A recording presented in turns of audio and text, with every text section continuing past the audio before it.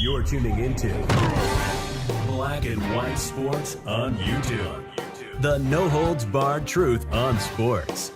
The main event starts. All right, Black and White Sports supporters. Well, we're going to talk about SHEDEUR Sanders and Eric Dickerson, because Eric Dickerson believes he's dropped some kind of a bombshell out there, and it's something that we've talked about. I mean, it's pretty clear the NFL was trying to send some kind of a message towards SHEDEUR Sanders, and I said, look, this is pretty simple. The NFL has spent millions upon millions of dollars setting up a draft process. They've got the combine. It's a television show now. They've got an interview process, not to mention the fact that, look, they said SHEDEUR Sanders was treating this as a recruiting trip, and nah, it's a job interview to the NFL. You're going to work for them. These are billion-dollar franchises, and you're not about to show them up. All right? Now, I know some people have tried to play the racial aspect. Sorry, I'm not buying it. $230 million fully guaranteed to Deshaun Watson. Patrick Mahomes, the face of the league. Doug Williams, Steve McNair, Michael Vick. I mean, Michael Vick got a second chance, killed a bunch of dogs. I don't want to hear that crap, that they were afraid of black quarterback, all that shit. Nah. Michael Penix Jr.'s in the drafted number 8. I mean, didn't even need a quarterback. Hey, Kirk Cousins, drafted number 8. So let's not go there. Cam Ward, people were calling racism. Cam Ward was the first overall pick. He was black. But no, they do want you to have respect for the process.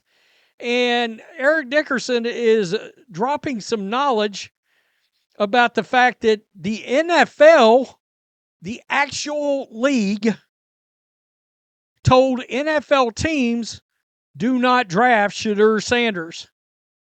That they literally wanted him to go undrafted. This is going to be interesting because obviously, I mean, you can't even really call this, I don't know how you can call this collusion, because the league is the one telling the teams not to do it. Well, I mean, the teams are colluding together because not unless some powerful owners influence the NFL to send this message. Now, Stan Kroenke, Robert Kraft, John Mara, Giants, Jerry Jones, all right? Talking about owners that's got real cachet in the league. Not Jimmy Haslam. Hell, they can't stand him. Not Mark Davis. They can't stand him either. Hell, I'm surprised Mark Davis didn't draft him just to spite the owners, the other owners, for having to fire John Gruden. Let's listen to this. And I'll tell you this much here, what I heard from someone that's in the NFL, that the NFL told other, don't draft him, do not draft him. We're gonna make an example out of him. And this came from a very good source, And he said that, I won't say who, somebody called the Cleveland Browns and said, don't do that.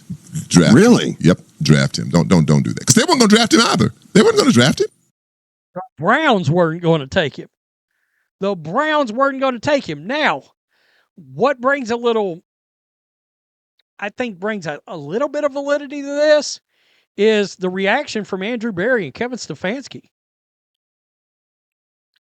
I mean, look, whoever called, if somebody did call, they didn't call those two. They called Jimmy Haslam. That's my guess.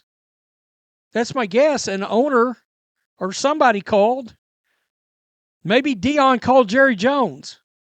And Jerry Jones started calling around and saying, draft him. So maybe Jerry wasn't involved, because we know Jerry and Dion are tight.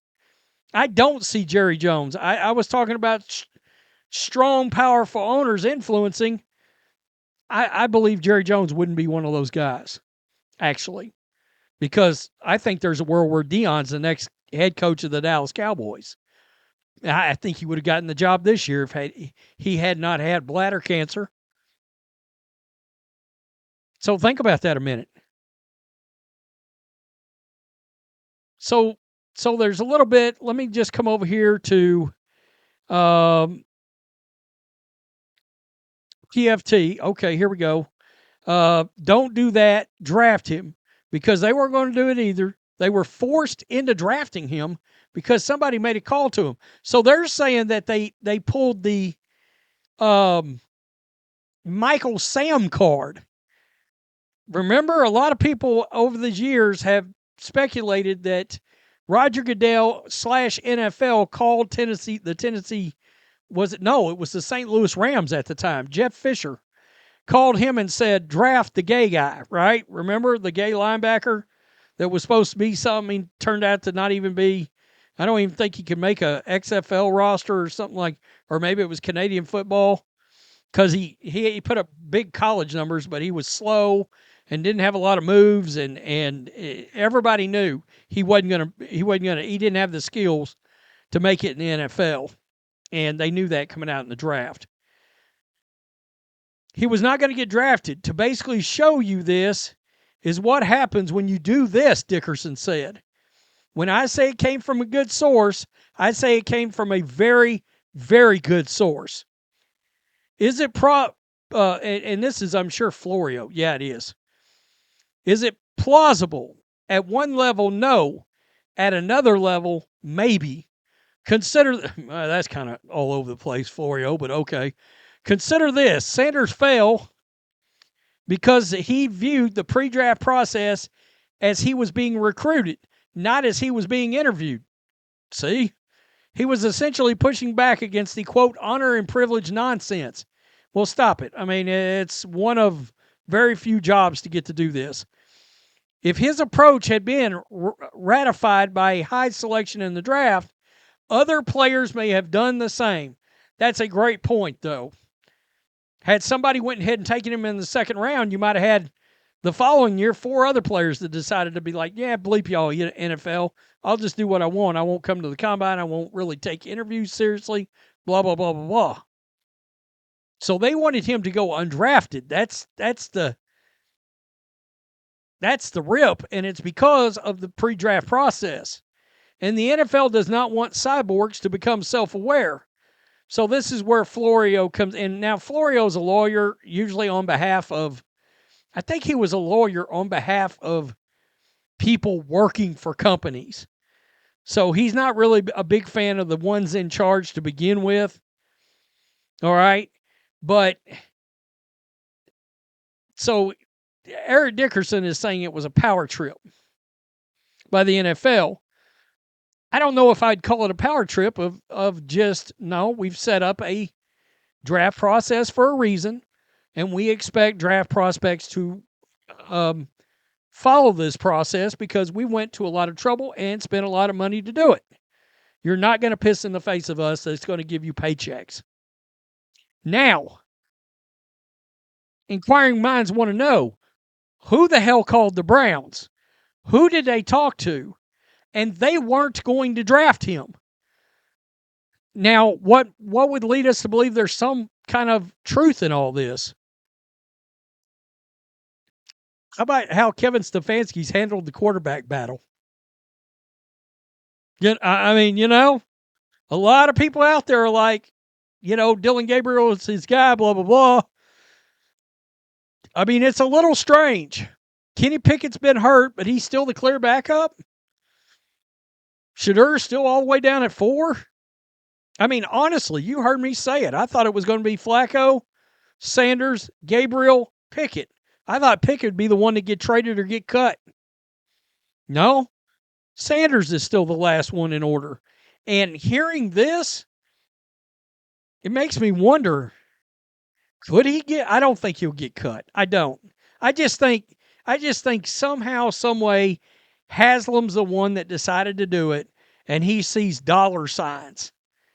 Now that they saw how many jerseys he moved and all this other stuff, and this should take the power away from the people, the fans, his fans in the league saying, oh, cut him because he can go somewhere else that really wants him. You're taking a risk that nobody really wants him.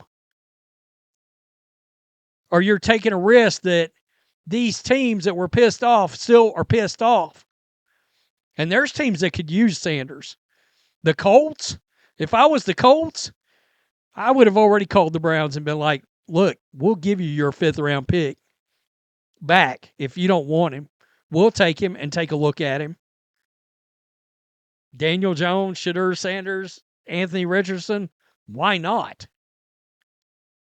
I mean, I think they should be in on Kenny Pickett. You're the Cowboys. You're friends with Dion. You're close with Dion. Dion's in that documentary. They got Joe Milton, and somehow they wrecked Joe Milton. Brian Schottenheimer, in all of Jerry's infinite wisdom, to hire that dude that wasn't getting a job no matter what. He wouldn't have gotten an offensive coordinator job. All right. This is interesting. I mean, it like confirms things that we suspected, but at the same time, we don't know who ordered the code red and who told who not to draft what. I mean, you get the point. It's like if the league didn't want him in, the actual Shield, did teams actually want him? And who from the league makes that decision? Goodell's the commissioner. Well, Goodell works for the owners as their. I mean, he ultimately has to. I mean, you got to remember, Jerry Jones once tried to get Roger Goodell fired over Ezekiel Elliott and that suspension. I don't know. It's a bleeped up mess. I know that. But I would cross my fingers that he doesn't get cut. Traded, you could hope for that because then somebody clearly wants the guy. Browns wasn't going to take him. Wow. Peace. I'm out. Till next time. Thanks for watching the show. Be sure to like, comment, and subscribe. Be sure to tune in next time on Black and White Sports.